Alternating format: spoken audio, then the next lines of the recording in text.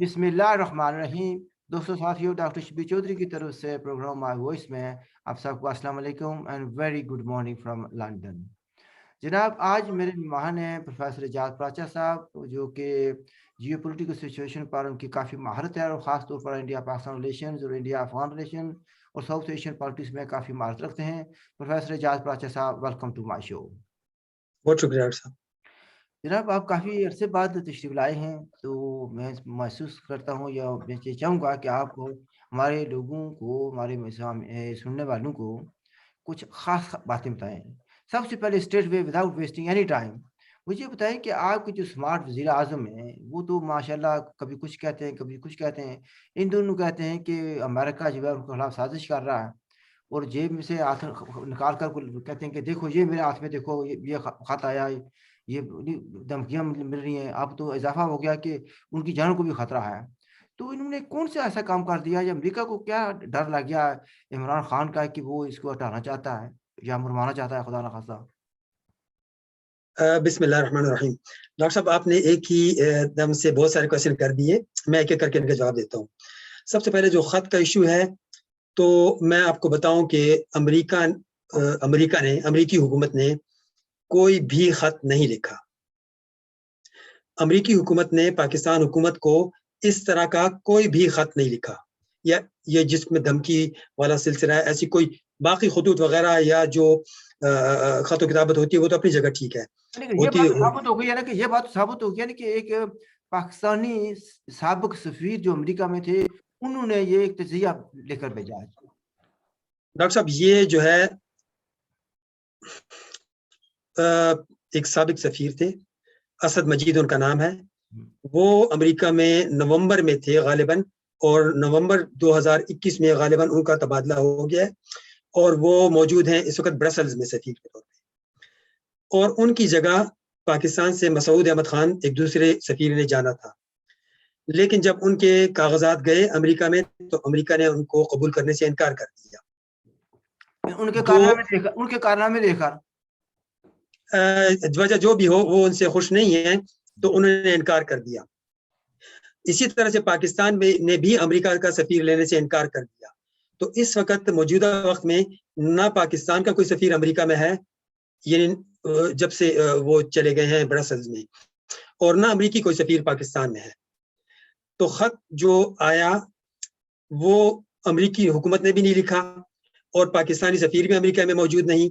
तो अब सवाल ये पैदा होता है कि वो ख़त किसने लिखा या वो मुरासला किसने भेजा? तो दरअसल वो जो पहले असद मजीद जिनका नाम है, वो पहले जो सफ़ीर थे, जो नवंबर में जा चुके हैं, उन्होंने लिखा। वो ख़त नहीं है, वो एक समरी सी है कि यहाँ पे लोगों की, और ख़ुसूसन जो थर्ड सेक्रेटरी है उनके, डोनाल्ड लिव नाम है उनका, वो क्या राय रखते हैं इमरान खान हुकूमत के बारे में। उनसे उन्होंने पूछा कि आप क्या राय रखते हैं इमरान गवर्नमेंट के बारे में?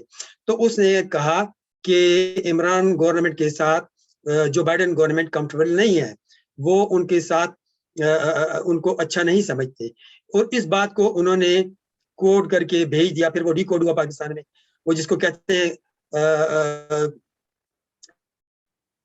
मरासले जिस तरीके से जाते हैं। तो अब सवाल ये पैदा होता है कि वो मरासला भेजा किसने? तो जवाब उसका ये है कि वो मरासला असद मुनीर ने भेजा, असद मजीद ने भेजा, जो कि इस वक़्त ब्रसेल में है।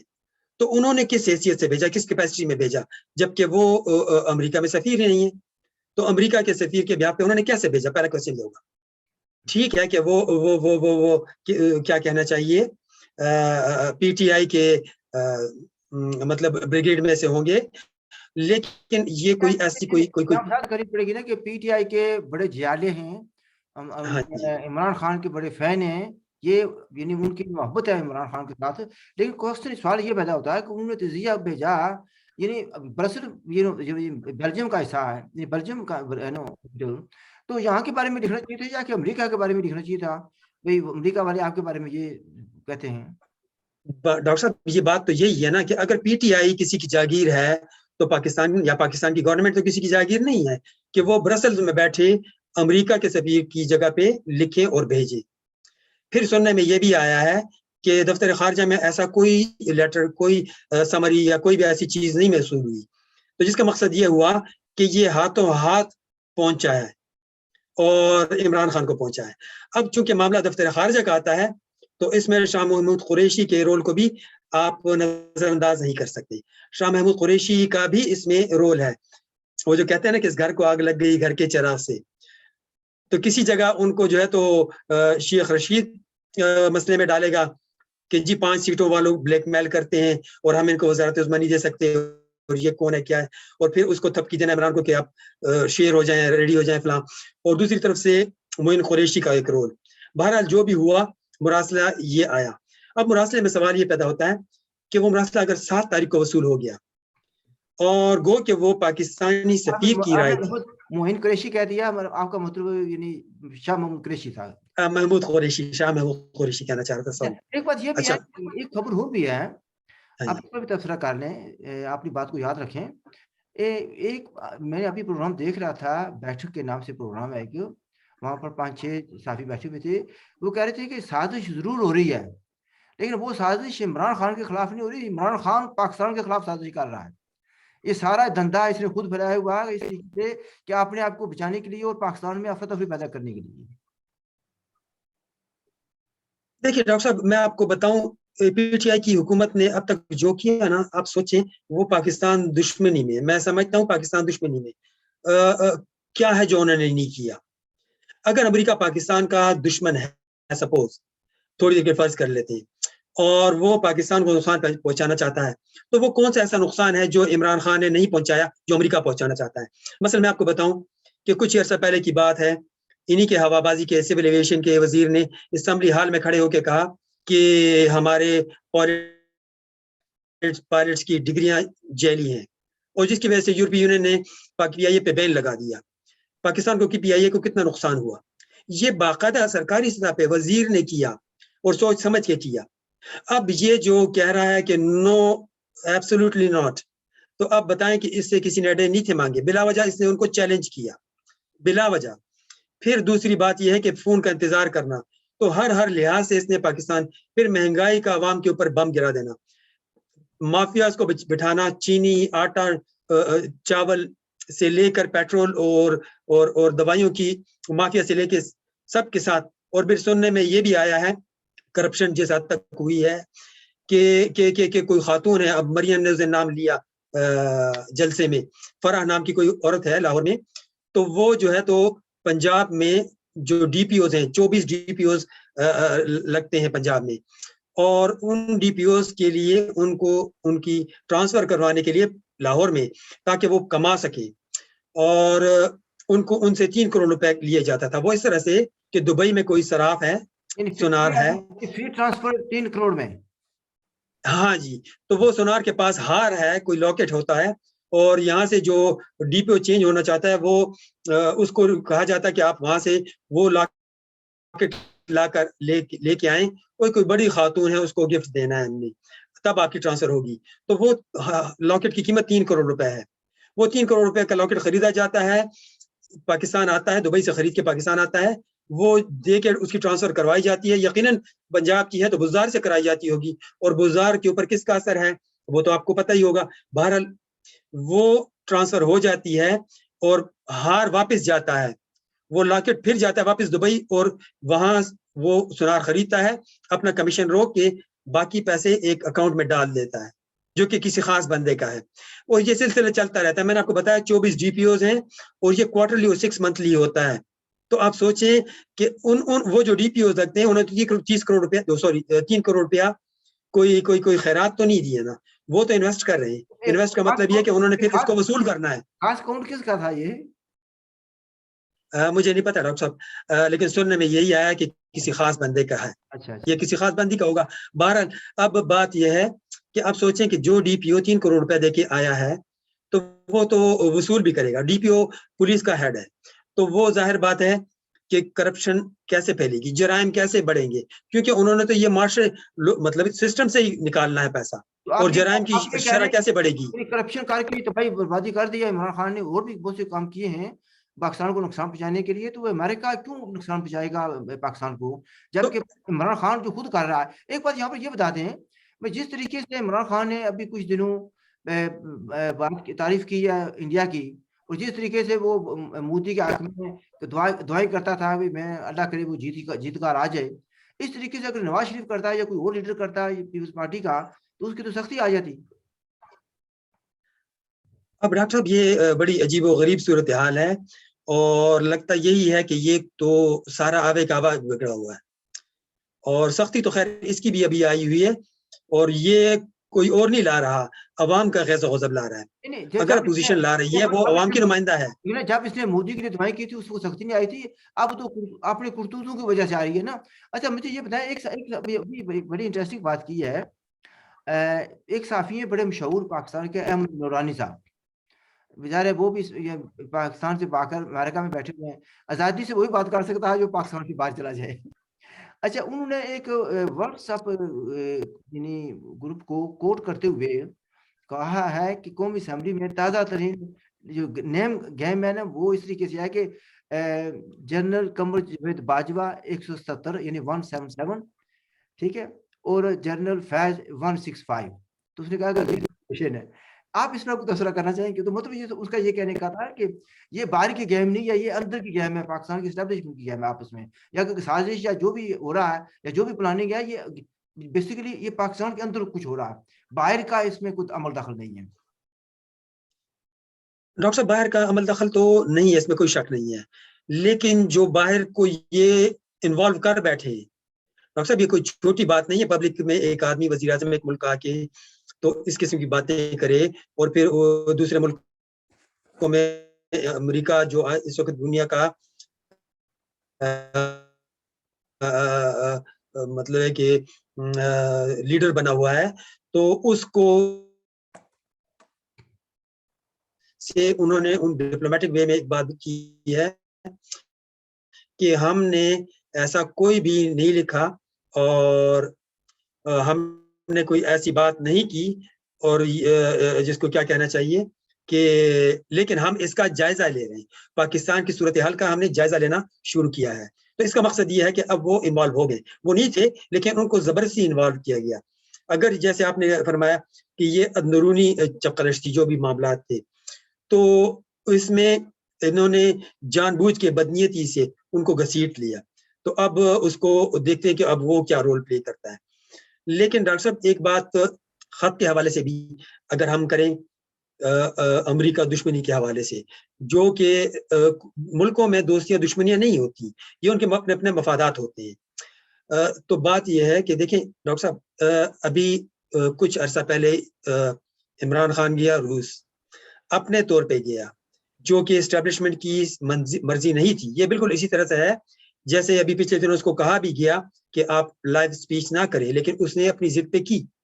اسی طرح سے وہ رشیا گیا، جب وہ رشیا گیا، اور اب سوچیں کہ کس صورتحال میں گیا کہ اترتے ہی رشیا نے اسی وقت یوکرین پہ فائر کر دیا، فوجیں چڑھا دی. اور اگر آپ غور کریں کہ اترتے ہوئے جو ریکارڈ میں ہے، اس نے کیا بات کہی، اس نے اترتے کہا کیا لمحہ ہے اور کیا ایکسائٹمنٹ ہے. تو اب آپ سوچیں کہ یہ امریکہ کو کیا میسج گیا ہوگا. یوکرین امریکہ کا ہواری ہے، امریکہ چاہ رہا ہے اس کو نیٹو میں لینے کے لیے، اور اس پہ حملے کو وہ اپنا حملہ اپنے اوپر حملہ سمجھ رہا ہے. یوکرین کو یورپ اور امریکہ اسلحہ دے رہے ہیں تاکہ وہ رشیا سے لڑے. اور اس سے ایسے میں صاحب جو ابھی آپ بات کر رہے ہیں نا، اسی کا حوالہ دیتے ہوئے جو جن صحافیوں کو میں نے ذکر کیا ہے وہ ساری بات کہتے ہیں کہ دفتر خارجہ نے بتایا تھا اس کو نہ جاؤ، اسٹیبلشمنٹ نے بتایا تھا کہ نہ جاؤ، یہ خود گیا وہاں پر، اس نے وہ باتیں کی جو نہیں کہنی چاہیے تھی. وہ واپس آ کر اس نے تبدیلی ایسی کی کہ دوسرے لفظوں میں سازش کے تانے بانے کو کہنے لگا. انہوں نے کہا کہ یہ خود تیار کر رہا ہے اپنے آپ کو بچانے کے لیے، وہ سازش اس کے خلاف نہیں ہو رہی، یہ پاکستان اور پاکستان کے اسٹیبلشمنٹ کے خلاف سازش کر رہا ہے عمران خان. تو اس نے 2 3 4 طرح سے امریکہ کو چیلنج کیا. پہلے ایبسولوٹلی ناٹ کیا کہ غیر ضروری طور پہ کوئی انہوں نے اڈے نہیں مانگے تھے، لیکن اس نے غیر ضروری طور پہ ان کو پرووک کیا. پھر دوسری بات اس نے یہ فون کال کے لیے منتیں کرنا. تیسرا امریکہ میں رشیا میں اتر کے یہ جملے کہنا، خاص طور پہ اس موقع پہ جب رشیا اٹیک کر رہا ہے یوکرین پہ، اور پھر واپس آ کے جو ہے تو خط لہرانا جو کہ امریکہ کا خط تھا ہی نہیں، اور پھر یورپی یونین کو چیلنج کرنا اور دھاڑے مار کے. اگر یہ ایسی کوئی چیز ہوتی ہے تو وہ تو ڈپلومیٹک چینل سے ہوتی ہے, عوام میں آ کے ڈائلاگ بولنے سے تو وہ نہیں ہوتا. پھر دوسری بات یہ ہے کہ آپ سوچیں رشیا میں جا کے اس نے کیا لیا, کیا حاصل کیا. دیکھیں یہ خود کہہ رہا ہے, ابھی اس نے کہا, ابھی اسپیچ میں کہا کہ انڈیا جو ہے روس سے تیل لے رہا ہے.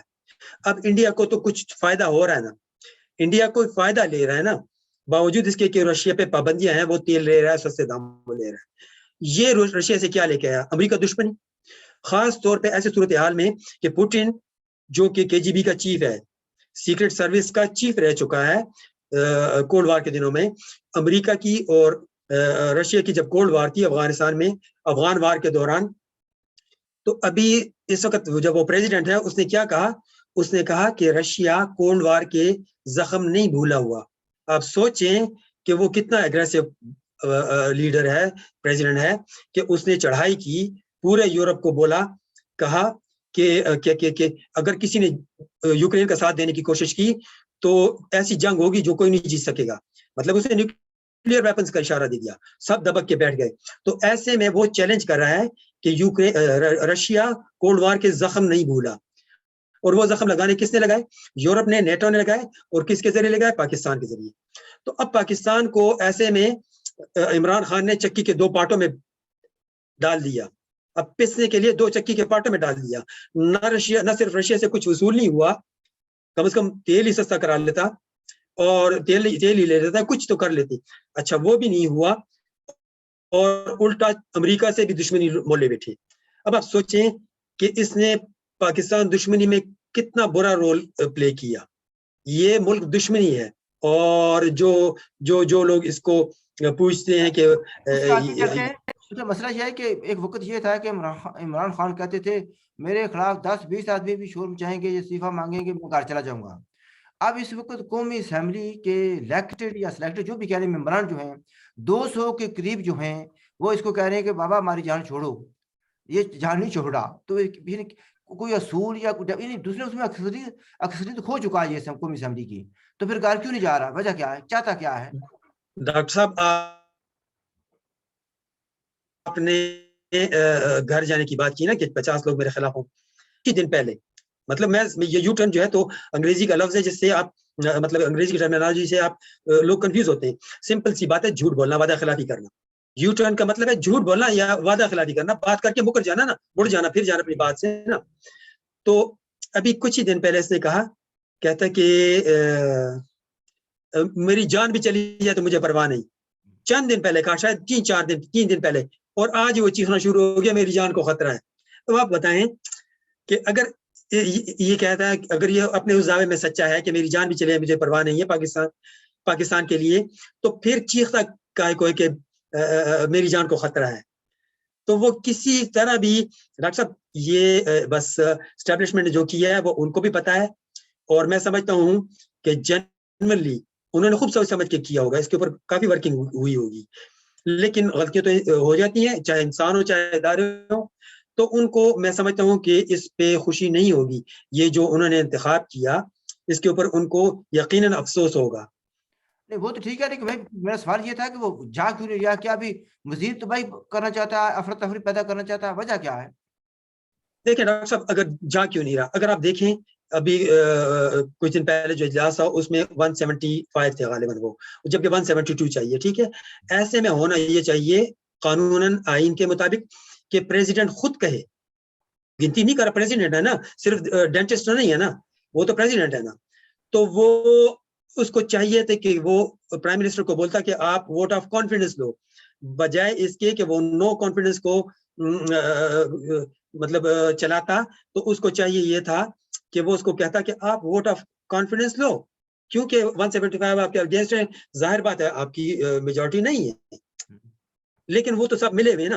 اور دوسری بات یہ ہے کہ یہ تو روز روشن کی طرح عمران کو خود بھی پتا ہے کہ وہ یہ ہار چکا ہے, لیکن وہ جاتا اس لیے نہیں کہ جو اس نے نقصان کرنا تھا کر دیا. اب جو پہلے اس نے دعویٰ کیا تھا کچھ دن پہلے کہ میں 10 لاکھ لوگوں کو اکٹھے کروں گا, گو کہ وہ نہیں کر سکا. 10 لاکھ تو 20 لاکھ کی آبادی تو پورے اسلام آباد کی ہے, تو 10 لاکھ وہ کہاں سے لاتا, مطلب لانے کو تو وہ کہیں سے بھی غور سرکاری خرچے پہ لا سکتا تھا, لیکن ان کو کہاں رکھا جاتا اسلام آباد میں, ممکن ہی نہیں تھا. تو اور پھر ایسے چھوٹے گراؤنڈ میں یا ڈی چوک میں کسی جگہ سوال نہیں پیدا ہوتا. لیکن بہرحال لوگ چونکہ اس کے جھوٹ سننے کے عادی ہو چکے ہیں اور ان کو اچھا لگتا ہے اس کو جھوٹ. آپ اس بات پر صحیح نہیں آ رہے وہ کیوں. میں بتا رہا ہوں ڈاکٹر صاحب, چلے میں آپ کو بتا رہا ہوں, ذرا گھوم کر آتے ہیں نا بھائی. اچھا یعنی یہاں پر تو نہیں ہوا کہ پنجاب کا جو اس کا جو لاڈلا تھا عثمان بزدار وہ تو چلا گیا نا ڈاکٹر صاحب, وہ تو چلا گیا. ہاں وہ ایک الگ گیم ہوئی. وہ بھی دیکھیں, آپ سوچیں کہ جو شخص مطلب ہے کہ اس دھوکہ دہی کا عادی ہو, آپ سوچیں کہ اس نے اسی چودھری, نام بھول رہا ہوں, پرویز الہی کو وزیر اعلیٰ کے لیے بلایا کہ جس کو وہ چور اور ڈاکو کہتا تھا. ایک بات, پھر وہ بھی آیا تو میرے حساب سے دونوں ایک دوسرے کے لیے مخلص نہیں تھے, سنسیئر نہیں تھے, ٹرسٹ ڈیفسٹ تھا. اب بات یہ ہوئی کہ وہ چودھری کے پاس 5 ووٹ تھے پی ایم ایل کیو کے پاس, اور اس نے کہا کہ میں ایم کیو ایم کے ووٹ لے کر آؤں گا اور میں جو ہے تو باپ جو پارٹی ہے اس کے ووٹ بھی لے کر آؤں گا اور اپنے تو لاؤں گا اور آپ کے جو پی ٹی آئی کے ناراض لوگ ہیں ان کی بھی میجورٹی کو ہم واپس لے کر آئیں گے. وہ نہیں کر سکا. دا سیم ڈے جس دن پہ وہ اس نے اس کو آفر کیا ریزائن لے کے چیف منسٹر شپ, تو اسی دن باپ پارٹی نے اعلان کر دیا اپوزیشن کے ساتھ, اور وہ کرنے کے بعد اس نے بھی ریزائن لے لیا, لیکن وہ گورنر کو نہیں بھیجا کیونکہ پروسیجر یہ ہے کہ وہ گورنر کو جائے گا, وہ اس کو اپروو کرے گا. وہ اپنے پاس اس نے رکھ لیا. تو یہ دونوں کے اندر مطلب اس قسم کی چوہا بلی والی کھیل تھی. اس کے بعد کیا ہوا, جو ریزگنیشن ہے بزدار کا وہ عمران خان نے اپنے پاس رکھ لیا, حالانکہ وہ جانا چاہیے تھا گورنر آف پنجاب چودھری سرور کے پاس. بالکل, ہاں جی, وہ اب گیا ہے اور اب وہ استعفا منظور ہو گیا ہے. تو ایسا لگتا ہے کہ کیو لیگ دونوں ہی چودھری برادران شجاعت اور چودھری پرویز الہی دونوں نے سوچ سمجھ کے یہ گیم اس کے ساتھ کھیلی ہے. یہ تو ترک کا پتہ کھیلتا ہے, کیونکہ اگر اس کے خلاف نو کانفیڈنس ہو جائے اور یہ ہٹ بھی جائے عمران خان, تو پنجاب میں پرابلم ہوتا. تو سب سے پہلے انہوں نے ضروری سمجھا کہ اس پتے کو صاف کیا جائے, اور وہ اس کے اپنے ہاتھوں بجائے اس کے کوئی اور کرتا, اس کے اپنے ہاتھوں ریزائن لے کے اس سیٹ کو ویکنٹ کر دیا. اب وہ جب خالی ہو گئی, دوسرے لفظوں میں اسٹیبلشمنٹ کے کہنے کے بار کہنے کے باوجود, لوگوں کے کہنے کے باوجود اس نے عثمان بزدار کو نہیں بدلا. اب ایسے حالات پیدا کر دیے گئے کہ اس کو مجبوراً بدلنا پڑا. یہی بات ہے نا. اور وہ بھی جھوٹ کے اوپر دیکھیں, آج تک یہ کہتا ہے کہ وہ پلس ہے, پتہ نہیں وسیم اکرم پلس ہے کہ وقار یونس پلس ہے. اچھا پلس ہے, ٹھیک ہے, اور وہ بہت دیندار مخلص فلاں فلاں. اب کیا ہوا, صرف اپنی کرسی بچانے کے لیے اس کی بلی چڑھا دی, اور وہ بھی کس کے لیے, پرویز الہی کے لیے, جس کے متعلق اس نے جو تبصرے کیے وہ ریکارڈ پہ ہیں. تو آپ سوچئے یہ کتنا باضمیر آدمی ہے. اچھا چلیں کمی بیک ٹو جو ہے نا جو عدم اعتماد کی تحریک ہے, اس پر نصرت جاوید ہیں پاکستان کے ایک بڑے مایہ ناز صحافی اور تجزیہ نگار اور کئی کتابوں کے مصنف ہیں. تو انہوں نے ایک ٹویٹ میں کہا ہے کہ عمران خان کا جو انٹرویو ابھی راشد کے ساتھ ہوا ہے, ارشد کے ساتھ ہوا ہے, وہ کہتے ہیں کہ اس کے بعد محسوس یہ ہوتا ہے کہ یہ پرامن طریقے سے عدم اعتماد کا ووٹ نہیں ہونے دے گا. یہ مطلب یہ ہے کہ گڑبڑ کرے گا یا کہتے ہیں کہ دودھ دینا تو مینگنے کر کے دینا. تو آپ اس پر کچھ تبصرہ کرنا چاہیں گے؟ دیکھیں ڈاکٹر صاحب, میں آپ کو بتاؤں, یقیناً صورتحال ایسی ہی بنانے کی کوشش کر رہا ہے. جو میں نے 10 لاکھ لوگوں کی بات کی تھی کہ یہ اس نے دعویٰ کیا تھا, اور جو لانے کا ابھی بھی اس کا پلان ہے, 1 لاکھ لوگ تو ابھی یہ اکٹھا کرنے کے چکر میں ہے. اور یہ ورنہ کیا وجہ ہے کہ جب اس کو روز روشن کی طرح پتہ چل گیا کہ وہ میجورٹی کھو چکا ہے, اس کو اعتماد اس پہ لوگ نہیں کرتے, تو اس کو آرام سے ریزائن دے دیں. دیکھیں باعزت طریقہ تو یہ کہ وہ ریزائن دے, بجائے اس کے کہ عدم اعتماد ہو اور ذلت اور رسوائی اس کا مقدر بن جائے, تو اس کو آرام سے ریزائن بھی کر دینا چاہیے. یہ بڑا باوقار باعزت طریقہ میں سمجھتا ہوں. اچھا, لیکن نہیں دے گا, یہ بات اپنی جگہ ٹھیک ہے. جو آپ نے فرمایا کہ وہ انریسٹ کریٹ کرے گا, وہ بے چینی بدامنی پیدا کرے گا ملک میں, مطلب ہے کہ ایک سول وار قسم کی صورتحال پیدا کرے گا. لیکن ایسا ممکن نہیں ہے. ایسا ممکن اس لیے نہیں ہے کہ سوچنے والے سوچ رہے ہیں, اور انہوں نے پہلے سے انتظامات کر لیے ہیں کہ اس کو ای سی ایل میں ڈالے, کہ اس کو بھاگنے نہ دیے جائے. راز تو کھلنے ہیں, بہت سے وعدہ معاف گواہ نکلنے ہیں جنہوں نے حقائق بیان کرنے ہیں. اور اس کو ECL میں ڈالا جائے اور باقی وزراء بھی بھاگنے کی تیاریوں میں مصروف ہیں، یہ بھی سننے میں آیا ہے. اچھا ویسے ایک کیونکہ بات ساری آپ صورت ایک بات ہے، آپ نے کچھ 6 7 یا 8 مہینے پہلے کہی تھی بات شوکت خانم ہاسپٹل کے بارے میں، اور پھر وہ ہم نے پروگرام جو ہے نا نہیں آن ایئر کیا. ہاں ٹھیک ہے، کیا صحیح تھا. میں صحیح نے کہا بات. تھا کہ آپ کے لیے کوئی لیگل مسائل نہ بن جائیں. آج ٹھیک ہے. کا پروگرام آپ دیکھ لیں بیٹھک، اس میں رضی دادا نے کچھ باتوں کی وضاحت کی ہے، وہ آپ کی ان باتوں سے ملتی جلتی ہیں جو انہوں نے اس وقت آپ نے کی تھی. اور اس میں یہ بھی ہے کہ اس نے بڑی تفصیل سے بتایا کہ کس طریقے سے شوکت خانوں کو استعمال کیا جا رہا ہے.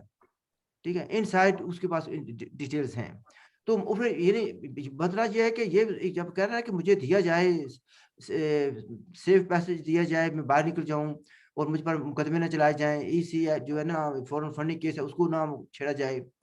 تو اس بیسیکلی لوگ تو یہ کہتے ہیں نہیں یہ بڑا صاف آدمی ہے، صاف اور شفاف ہے. وہ کہتے ہیں کہ میں تو ساری چیزیں سننے کے بعد آج ایک آدمی نے کہا کہ اس زیادہ گندا اور کرپٹ آدمی ہے ہی نہیں ہے پاکستان میں. یہ ایک پاکستانی صحافی کے الفاظ ہیں. ڈاکٹر صاحب میں آپ کو ایک بات بتاؤں، دیکھیں پاکستانی عوام جو ہے نا، ہم خود بھی پاکستانی ہیں، کم از کم میں ہوں، آپ اگر نہیں ہے کشمیری ہیں. ہاں میں سمجھ رہا ہوں. اچھا لیکن ڈاکٹر صاحب میں آپ کو ایک لطیفہ سناؤں. دیکھیں وہ کہتے ہیں نا کہ ایک شیر بوڑھا ہو گیا تھا تو وہ لومڑی اس کو مشورے دیتی تھی. تو اس نے ایک دن کہا کہ اگر آپ کو میں گدھا لے کر آؤں تو آپ اس کا گدھے کا دماغ کھا لیں تو آپ دوبارہ سے جوان ہو جائیں گے اور توانا ہو جائیں گے، آپ دوبارہ مطلب جنگل کے بادشاہ بن جائیں گے. تو وہ گدھے کو گھیر کے لے کے گدھے کو کہا بادشاہ بوڑھا ہو گیا، وہ آپ کو بادشاہ بنانا چاہتا ہے تو آپ میرے ساتھ چلیں. تو وہ گدھا تھا چل پڑا. جب چل پڑا شیر نے حملہ کر دیا، غار میں جیسے ہی پہنچا گدھا تو شیر نے حملہ کیا. شیر کمزور تھا، بوڑھا تھا، تو وہ گدھا نکل گیا، بھاگ گیا. جب بھاگ گیا لیکن اس کا کان وہاں پہ شیر کے ہاتھ میں رہ گیا، پنجے میں. تو گدھا بھاگ گیا تو لومڑی نے شیر کو سنائی اور شیر نے کہا کہ چلے اب پھر گھیر کے لاؤ اور اس بار میں نہیں چھوڑوں گا اس کو. جب دوبارہ گئی گدھے کے پاس، اس کو کہا کہ چلو، گدھا نہیں تیار ہوا جانے کو، کہ اس نے کہا آپ نے مجھے مروانا تھا. تو کہتی ہے کہ تم تو گدھے ہی ہو، وہ تو تمہارے کان میں راز کی بات کر رہا تھا، آپ کو حکومت دے رہا تھا اور آپ بھاگ کے چلے آئے کہانی چھوڑ کے. گدھا چل پڑا اور پھر اس بار جب گیا تو اس نے گرا لیا اس کو اور کھا گیا. تو لومڑے نے بھی کھا لیا. بہرحال مقصد کیا نکلا ڈاکٹر صاحب کہ پاکستانی عوام، میں نہیں کہتا، حبیب جالب نے کہا، آج سے بہت پہلے کہا، اس وقت 10 کروڑ تھے تو وہ اس نے 10 کروڑ کے بارے میں کہا ہوا پاکستانی عوام کے بارے میں. کیا کہا تھا؟ نہیں وہ پراپر نظم ہے نا ڈاکٹر صاحب، مجھے ابھی آپ نے کہہ رہے جانب نے کہا تھا، آپ اس کو کوٹ کر دیں نا، کیا کہا تھا اس نے؟ یہ جو 10 کروڑ ہیں کیا جہل کا نچوڑ ہیں، یہ اس نے کہا تھا نا. تو اچھا ٹھیک. ہاں اگر کسی کو چاہیے تو وہ نظم یوٹیوب پہ پڑھی ہوگی، وہ دیکھ سکتے ہیں. اس نے ان کو گدھے کر کے مخاطب کیا ہے. تو ڈاکٹر صاحب بات یہ ہے کہ لوگوں کو آپ کچھ بھی کہہ لیں، وہ تسلی ان کی نہیں ہوگی. وہ کہتے ہیں اسمارٹ ہے، ہینڈسم ہے، خوبصورت ہے، اور آپ اس کی کلر مسکراہٹ کے دیکھیں. یہ بتاتے ہیں جی ایک تو لوگ یہ کہہ رہے ہیں کہ ہو سکتا ہے وہ ایمرجنسی ایسے حالات پیدا کر دے، کوشش کر رہا ہے ایمرجنسی لگا دے. جب ایمرجنسی لگ جاتی ہے تو پاور جو ہے نا پرائم منسٹر کے پاس چلی جاتی ہیں اور جو سول رائٹس وغیرہ ہوتے ہیں، فنڈامنٹل رائٹس ہوتے ہیں، وہ ختم ہو جاتے ہیں. اچھا ایک تو یہ کر سکتا وہ، یا کچھ اور بھی کر سکتا ہے، لیکن کم سے کم اس کا ہو رہا ہے. یہ گڑبڑ کرنے کا اس کا پورا سنا ہے کہ پروگرام ہے. اگر ایسی صورتحال ہوئی تو پھر کیا ہوگا؟ اچھا ڈاکٹر صاحب میں آپ کو بتاؤں، اب تھوڑا سا آپ ماضی میں جائیں تو دیکھیں کہ 78 میں کیا ہوا تھا. 1978 میں کیا ہوا تھا؟ رشیا نے افغانستان پہ حملہ کیا تھا اور بھٹو کو یہاں پہ ٹاپل کر کے تو مارشل لا لگ گیا تھا. مارشل لا لگ گیا تھا 77 میں مارشل لا لگا تھا. ٹھیک ہے. 79 میں حملہ کیا تھا انہوں نے. ٹھیک ہے. اچھا تو بہرحال اس کے لیے یہ ہوا، مطلب میں اسی ڈیکیڈ کی بات کر رہا ہوں 78 کی، کہ جب اس وقت امریکہ کو چاہیے تھا پاکستان کی اسپیس یوز کرنا. اس نے جو بھی ہوا، بھٹو کو سزائے موت ہو گئی اور ضیاء الحق آ گیا یہاں پہ اور پھر وہ ہوا. اب بھی اگر آپ کمپیئر کریں موجودہ صورتحال کو اس سے، اس بار افغانستان نہیں، اس بار یوکرین ہے. رشیا نے یوکرین پہ اس بار حملہ کیا ہے. تو آپ کیا کہتے ہیں وجہ کچھ بھی ہو، آپ یہ سمجھتے ہیں کہ میرے عزیز ہم وطنوں کہنے کا وقت آ رہا ہے؟ مجھے تو کچھ بوٹوں کی چاپ سنائی دے رہی ہے. میں آپ کو جنرلی بات کرتا ہوں. اس کی وجہ یہ ہے ڈاکٹر صاحب کہ دیکھیں کہ کیا وجہ ہے کہ اکثریت کھونے کے باوجود, جرائم پہ پردہ ڈالنے کے باوجود, اس کا سب کچھ آشکار ہونے کے باوجود وہ سیٹ کیوں نہیں چھوڑ رہا, اور وہ کیوں ایجیٹیشن کی طرف اور انریسٹ کی طرف جا رہا ہے. اس کو لانے والے کون تھے, اور کون چاہ رہا ہے کہ ایسی صورتحال پیدا ہو, کون امریکہ کو چیلنج کر رہا ہے بار بار. چلیں جی اسی پر ختم کرتے ہیں پراچی صاحب, چونکہ زیادہ بات لمبی نہ ہو جائے, کافی دیر ہو گئی ہمیں باتیں کرتے ہوئے. اس پر ختم کرتے ہیں. میں آپ کی بات سمجھ گیا ہوں کہ اگر حالات کا صحیح طریقے سے جائزہ لیا جائے تو پرامن طریقے سے یہ مسئلہ حل نہیں ہوگا. عمران خان صاحب چاہتے ہیں کہ افراتفری پیدا ہو, یہ سول وار کی سچویشن ہو.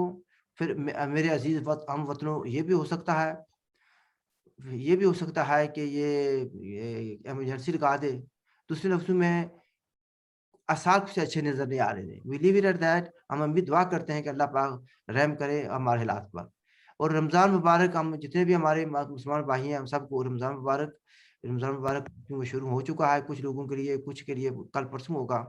اس پر ختم کرتے ہیں. ہماری طرف سے خدا حافظ. And look after yourself. if you have not already subscribed channel, please do so. اللہ حافظ, and look after yourself.